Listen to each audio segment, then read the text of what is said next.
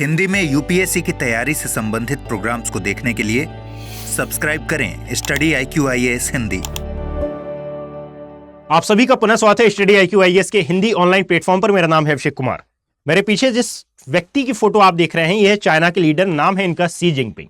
अक्सर ये विवादों में घिरे रहते हैं, चर्चा में बने रहते हैं, चाहे वो यूएसए के साथ विवाद हो या फिर इंडो चाइना रिलेशन की हम बात कर लें या फिर पाकिस्तान को समर्थन किए जाने की बात हो। आपने कई बार इनके विवाद अवश्य सुने होंगे और हाल ही में ये फिर से भारत के संक्षेप में चर्चा में है और इसका मेन कारण है ब्रह्मपुत्र नदी पर यह एक बांध का निर्माण करने जा रहे हैं और ब्रह्मपुत्र का वह क्षेत्र जहां से यह भारत में प्रवेश करती है और यह चिंता का विषय हो सकती है उन देशों के लिए जहां पर यह ब्रह्मपुत्र नदी प्रवाहित होती है आफ्टर दी चाइना, यानी कि भारत और बांग्लादेश दोनों के लिए ही है चिंता का विषय साबित हो सकती है। जरा समझिएगा कि चाइना ने अभी हाल ही में एक प्रोजेक्ट को अप्रूव किया है। लगभग $137 बिलियन का यह प्रोजेक्ट है और इसका उद्देश्य है ब्रह्मपुत्र नदी पर एक और बांध का निर्माण करना। अब ये एक और बांध क्यों है भाई, इस पर आए उससे पहले आप समझिएगा कि असल में ये जो बांध बन रहा है ये किस स्थान पर बन रहा है। यह वो स्थान है जहां से जो ब्रह्मपुत्र नदी है यह भारत में प्रवेश करती है, अर्थात मानसरोवर से इसका उद्गम होता है। तिब्बत के पठार में इसको कहा जाता है यानरिंग सांगपो रिवर और ये आती है और नामचा बारवा श्रेणी जो कि हिमालय की सबसे पूर्वी चोटी मानी जाती है, यहां से ये दक्षिणावर्ती मोड़ लेती है और भारत के अरुणाचल प्रदेश राज्य में प्रवेश करती है। और आफ्टर दी अरुणाचल प्रदेश ये प्रवेश करती है आसाम घाटी क्षेत्र में या फिर आसाम के मैदानी भाग में और यहां से होकर फिर ये बांग्लादेश में प्रवेश करती है। यानी कि ये मेन सोर्स ऑफ वाटर है नॉर्थ ईस्ट इंडिया और साथ ही साथ ये बांग्लादेश का। बेसिकली बांग्लादेश में दो ही महत्वपूर्ण नदियां हैं, एक है गंगा और एक है ब्रह्मपुत्र, जिसको पद्मा और यमुना के नाम से जाना जाता है। अब जरा समझिएगा कि चाइना ने पहले ही यहां पर 4 बांधों का निर्माण किया है और पहले ही जो भूगर्भ शास्त्री होते हैं उन्होंने वार्न कर दिया है कि यदि यहां पर चाइना या इंडिया कोई भी नेशन हो उसके द्वारा और डैम्स का यदि फॉर्मेशन किया गया यहां पर तो ये आने वाले भविष्य के लिए खतरा हो सकती है। अर्थात अब ये कैसे खतरा है इसके बारे में हम देखेंगे कि भाई यहां पर भूकंपीय गतिविधियां संपन्न हो सकती हैं। पहले भी, वर्तमान में भी आप देखेंगे और पहले भी आप देखते हैं कि बहुत से भूकंप यहां पर आ चुके हैं। आए दिन जो भूकंपीय लहरें हैं उनका जन्म यहां पर देखने के लिए मिलता है। इवन नेपाल भी इसी से ग्रस्त है।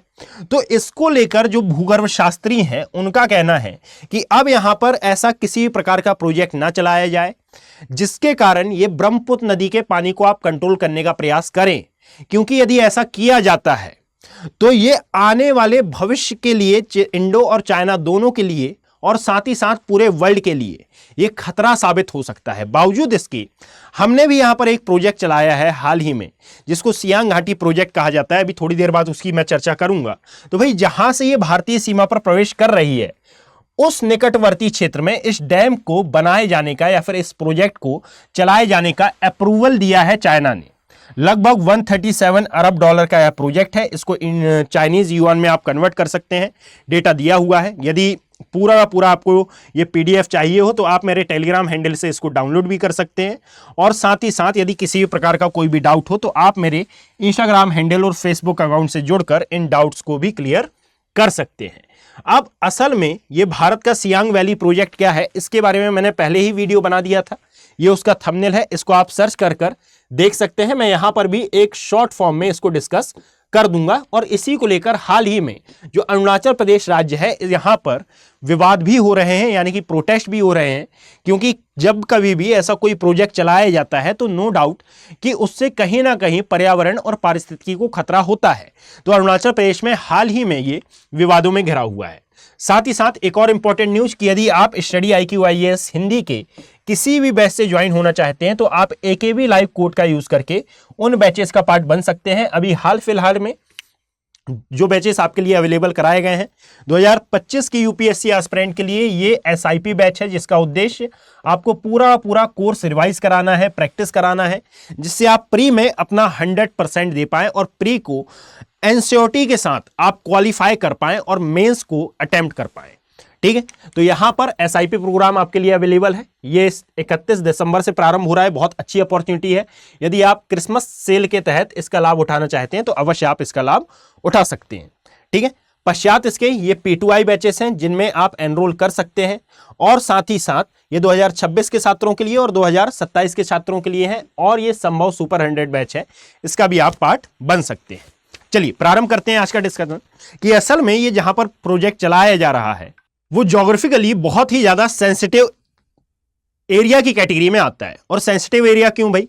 क्योंकि असल में जिस एरिया पर यह ब्रह्मपुत्र नदी प्रवाहित होती है वह दो टेक्टोनिक प्लेटों के मध्य वाले क्षेत्र में स्थित है। अर्थात जो हम पहले से पढ़ते हुए आ रहे हैं कि भाई यह है हमारा अफ्रीका वाला सेक्शन, और अफ्रीका महाद्वीप से हमारा प्रायद्वीपीय भारत टूटकर अलग हुआ, और इसके उत्तर पूर्वी प्रवाह के कारण ही आपको हिमालय माउंटेन का निर्माण देखने के लिए मिला है यूरेशियन प्लेट पर।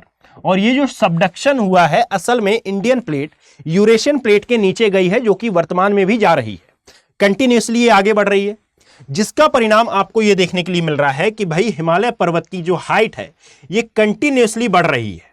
और इसीलिए इस प्रोजेक्ट को एक प्रकार से खतरा बताया जा रहा है कि सर इसका जो निकटवर्ती क्षेत्र है यहां पर तो भूकंप आएंगे ही आएंगे, साथ में ये भारत के लिए किस प्रकार खतरा है उससे पहले आप याद रखें कि अभी वर्तमान में वह क्षेत्र वह डैम जो कि विश्व का सबसे बड़ा डैम माना जाता है, थ्री गॉर्जेस डैम, ये पूरे ग्रह का सबसे बड़ा प्रोजेक्ट था, और इसको अब पीछे छोड़ते हुए चाइना बोल रहा है कि अब ये वाला जो प्रोजेक्ट रहेगा ये विश्व का सबसे बड़ा प्रोजेक्ट है और इसको हम सफल बनाएंगे, अप्रूवल हमने दे दिया है। जब इससे पूछा गया कि भाई आप क्यों बना रहे हो यहां पर बांध, तो असल में इनका कहना है कि भाई ये जो तिब्बत का पठार वाला एरिया है यहां पर पानी की बहुत ज्यादा समस्या है, और यहां वाले क्षेत्र को यदि आप देखेंगे तो यहां पर स्नोफॉल ज्यादा होता है, ह्यूमन सेटलमेंट उतना अच्छा नहीं है, कृषि उतनी ज्यादा अच्छी नहीं होती, यानी कि हर परिप्रेक्ष्य में ये थोड़ा सा पिछड़ा हुआ है।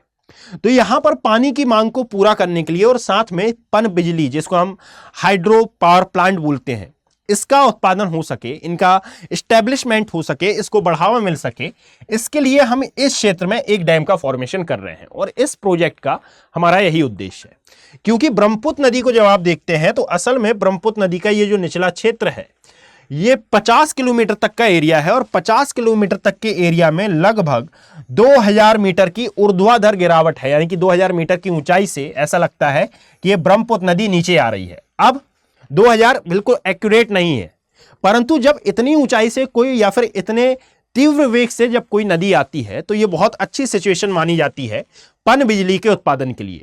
और एक डेटा के अनुसार लगभग 70 बिलियन किलोवाट संसाधनों, और यहां पर संसाधन का मतलब क्या है, पन बिजली उत्पादन की यह क्षमता रखती है, जो कि वर्तमान में ये जो थ्री गॉर्जेस डैम है इससे 3 टाइम्स लगभग ज्यादा है। और इसीलिए चाइना इस डैम का फॉर्मेशन कर रहा है, यह है चाइना का कहना। अब भारत की चिंताएं क्यों बढ़ी हैं भाई? भारत की चिंताएं इसलिए बढ़ गई हैं क्योंकि जो भारत है यह भी सियांग घाटी प्रोजेक्ट का निर्माण कर रहा था, और सियांग घाटी प्रोजेक्ट बेसिकली चलाए जाने का उद्देश्य यह था कि चाइना कभी भी हमको यह नहीं बताता है कि ब्रह्मपुत्र नदी पर जल की मात्रा असल में कितनी है, ताकि हम उसके लिए पहले से अलर्ट हो सकें, पहले से तैयार हो सकें। अब क्यों नहीं बताता है? क्या हमने कोई एग्रीमेंट नहीं किया? बिल्कुल किया है एग्रीमेंट।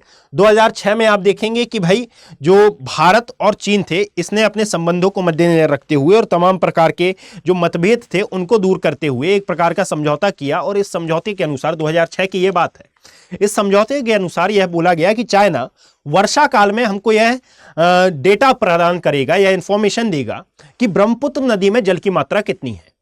अब जैसे जैसे समय बीता तो चाइना की नीतियां आप जानते हैं, उसके तहत चाइना ने हमको डेटा देना बंद कर दिया। कुछ समय दिया, पश्चात उसके चाइना ने हमको डेटा देना बंद कर दिया। और साथ ही साथ ये डैम्स का भी फॉर्मेशन ये करते गया। डैम बनने के बाद हमको मालूम चलता है कि ब्रह्मपुत्र नदी पर बांध का निर्माण किया जा चुका है। अब असल में ब्रह्मपुत्र नदी पर पानी का डेटा हमको ना मिलना इस बात का सूचक है कि सर चाइना युद्ध काल की स्थिति में इन डैम्स का प्रयोग करके जो नॉर्थ ईस्ट हैं यहां की अर्थव्यवस्था को कंट्रोल करना चाहता है, कि भाई जब भी युद्ध काल होगा या फिर कोई भी ऐसी सिचुएशन होगी जिसमें इंडो चाइना डिस्प्यूट निकल कर आएगा या फिर भारत चीन विवाद निकल कर आएगा, इस कंडीशन में चाइना इन बांधों का प्रयोग करके ब्रह्मपुत्र नदी का जल रोक सकता है। और यदि रोका तो मैंने वीडियो की स्टार्टिंग में ही आपको बताया था कि जो नॉर्थ ईस्ट है और जो बांग्लादेश है यहां पर जल का एक महत्वपूर्ण स्रोत ये ब्रह्मपुत्र और उसकी सहायक नदियां हैं, और इसमें लगभग 90% है ब्रह्मपुत्र नदी। ठीक है, बांग्लादेश की तो ब्रह्मपुत्र और पद्मा यानी कि जिसको हम गंगा बोलते हैं ये दोनों ही हैं। तो भाई जब ये नॉर्थ ईस्ट पर समस्या मंडराएगी तो इसका असर बांग्लादेश पर भी पड़ेगा। इसीलिए मैंने थंबनेल में बताया है कि असल में नॉर्थ ईस्ट यानी कि इंडिया के साथ साथ बांग्लादेश भी टेंशन में आ गया है, ठीक है। और भारत प्रोजेक्ट चला रहा था, यानी कि जो सियांग वैली प्रोजेक्ट था, क्या ये काम नहीं आएगा? भाई सियांग वैली प्रोजेक्ट जब काम आएगा जब ब्रह्मपुत्र नदी यहां तक आ पाएगी। इससे पहले ही तिब्बत के पठार वाले एरिया में, नामचा बारवा के समीप, देहंग गॉर्ज के आसपास वाले एरिया में ये अब एक और प्रोजेक्ट चला रहा है और इस प्रोजेक्ट का क्रियान्वयन ये जल्द ही चालू करने वाला है। तो जब यहां तक पानी आ ही नहीं पाएगा तो ये प्रोजेक्ट हमारी किस काम का रह जाएगा?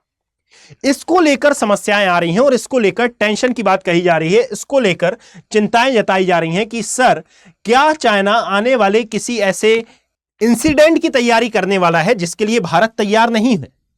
अब याद रखिएगा कि हाल ही में 18 दिसंबर को जो हमारे एनएसए अजीत डोभाल सर हैं, ये मीटिंग किए थे चाइना के विदेश मंत्री से, इनका नाम है यांगी, ठीक है। 18 दिसंबर की ये बात है और इस मीटिंग में भी इन्होंने यह मुद्दा निकाला था कि सर आप हमको बताएं कि असल में वर्षा काल में ब्रह्मपुत्र नदी में जल की मात्रा कितनी होती है, कितना आपने डैम से पानी रोक रखा है और कितना आगे आप छोड़ रहे हैं, जिसके कारण हम यह तय कर सकें कि भाई असल में नॉर्थ ईस्ट में यदि कोई समस्या जन्म लेने वाली है तो इस समस्या से निपटा जा सके। अब ये वो तमाम बातें हैं जो मैंने आपको वीडियो में बताई हैं, इसको आप मेरे टेलीग्राम हैंडल से डाउनलोड कर सकते हैं। यहां पर आप इस पूरे डेटा को एज अ आंसर राइटिंग कहां पर पुट कर लेंगे, तो जहां पर आपने ब्रह्मपुत्र नदी तंत्र लिखा हुआ है, जहां पर आपने ये लाइन लिखी होगी कि भाई ब्रह्मपुत्र नदी को आसाम घाटी क्षेत्र में बांध तोड़ने वाली नदी कहा जाता है और ऐसा क्यों है, तो ये तमाम डेटा आप वहां पर पुट कर सकते हैं। अब यदि ये बांध बनता है तो इस पर भारत क्या एक्शन लेता है, और वर्तमान में ये जो अप्रूवल मिला है जिसकी खबर आई है, इस अप्रूवल का भारत क्या एक्शन लेता है और इस अप्रूवल के लिए क्या भारत ने पहले से कोई रणनीति बनाकर रखी है, और वाकई में क्या भारत का ये सियांग वैली प्रोजेक्ट सफल हो पाएगा या नहीं हो पाएगा, या फिर चाइना एक और डैम का फॉर्मेशन कर लेगा इस तिब्बत के पठार पर, यह देखने वाली बात है। परंतु याद रखिएगा कि ये जो डैम है इसका बनना आने वाले भविष्य के लिए खतरा जरूर हो सकता है।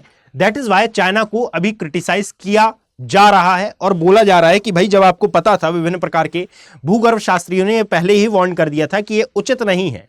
अब चाहे पर्यावरण के दृष्टिकोण से देखा जाए या फिर जो आपदाएं होती हैं, डिजास्टर्स होते हैं, हैजर्ड्स होते हैं, इनके परिप्रेक्ष्य में देखा जाए ये उचित नहीं है। तो आप क्यों ऐसी एक्टिविटी कर रहे हैं? तो क्या भारत द्वारा लगाया जाने वाला ये आरोप सही बैठता है, और क्या इसके पीछे चाइना का कोई तर्क है? क्योंकि तर्क पहले ही दे दिया है कि भाई तिब्बत का पठार में पन बिजली का हम उत्पादन करना चाहते हैं, परंतु ये तर्क कितना सही है या कितना गलत है ये आने वाले समय में ही मालूम चल सकता है। परंतु याद रखें ये डेटा आपके यूपीएससी के कंटेक्स्ट में बहुत ज्यादा इंपॉर्टेंट है और ये ऐसी कोई भी न्यूज आती है तो आपके लिए काफी ज्यादा इंपॉर्टेंट हो जाती है। कारण यह है कि आपके डेटा को एनरिच करने का कार्य करती है। वीडियो पसंद आया हो तो इसको शेयर करिएगा। धन्यवाद। हिंदी में यूपीएससी की तैयारी से संबंधित प्रोग्राम्स को देखने के लिए सब्सक्राइब करें स्टडी IQ IAS हिंदी।